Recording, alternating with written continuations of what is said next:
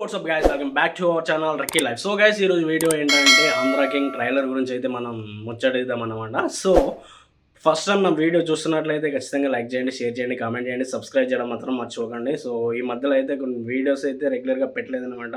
So కొంచెం fever అనమాట. Fever వల్ల కొంచెం వీడియోస్ కంటెంట్ క్రియేట్ చేయలేకపోయినాయి అనమాట. సో ఇక నుండి కంటెంట్ ఖచ్చితంగా డైలీ ఒక వీడియో మీకు అందిస్తాను అనమాట. సో మీరు ఫస్ట్ టైం నా వీడియో చూస్తున్నట్లయితే ఖచ్చితంగా సపోర్ట్ చేయండి. Please support for me. So ఇంకా ఫీవర్ అట్లనే ఉంది, ఇంకా తగ్గలేదు. ఆయన కూడా కంటెంట్ చేయాలి కాబట్టి చేస్తున్నాను అనమాట. సో ఇప్పుడు ఆంధ్ర కింగ్ ట్రైలర్ చూసినప్పుడు అది పెద్ద ఫ్యాన్ వార్ మూవీ అని నాకైతే అనిపించింది అనమాట.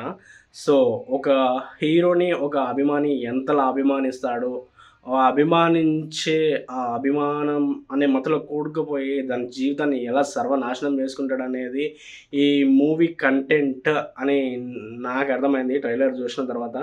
సో ఇప్పుడైతే దాంట్లో మూవీలో రామ్ పోతినేని హీరో ఆయనని లవర్ బాయ్ అని కూడా అంటారు. లవ్ మూవీస్ చాలా అంటే చాలా హిట్ అయినాయి అనమాట. సో లవ్ కంటెంట్ అనేది దీంట్లో కూడా లవ్ స్టోరీ ఉంది. అండ్ ఇంకా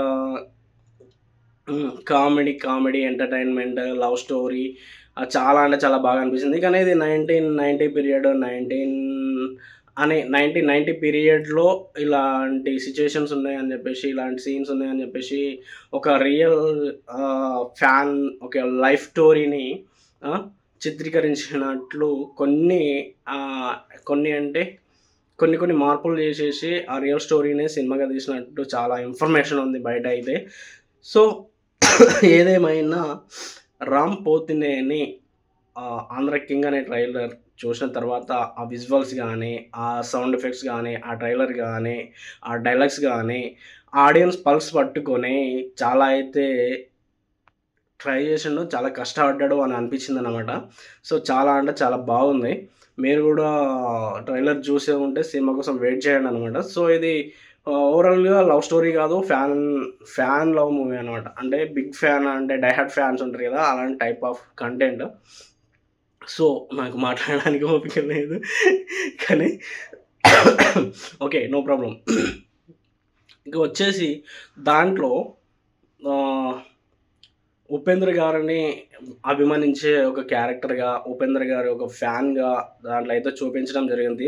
సో మన తెలుగులో చాలామంది పెద్ద పెద్ద హీరోలు ఉన్నారు కదా, వాళ్ళందరిని వదిలేసి ఉపేంద్ర గారికి కటౌట్ పెట్టడం వెనకాల చాలా కామెంట్స్ అయితే వస్తున్నాయి. సో కొంతమంది సపోర్ట్ చేస్తున్నారు, ఉపేంద్ర గారికి పెట్టడం కరెక్టే. ఉపేంద్ర గారికి ఎలాంటి హీరోలకి ఎలాంటి ఇష్యూస్ ఉండవు. ఉపేంద్ర అంటే అందరికీ, ప్రతి ఒక్క హీరో అభిమానికి ఉపేంద్ర అంటే చాలా చాలా ఇష్టం. నా ఇంటెన్షన్స్ ఏంటంటే ఉపేంద్ర గారిది పెట్టడమే కరెక్ట్. ఎందుకంటే అతనికి ఎవరితోటి విరోధాలు ఉండవు. అతనంటే అందరికీ హోల్ హార్టెడ్‌గా అందరికీ ఇష్టమే కాబట్టి సో నాకైతే కరెక్టే అనిపించింది. సో మీకేమనిపించిందో కింద కామెంట్ రూపంలో తెలియజేయండి. సో నెక్స్ట్ మరొక వీడియోతో మీ ముందుకు వస్తాను. Until then bye bye.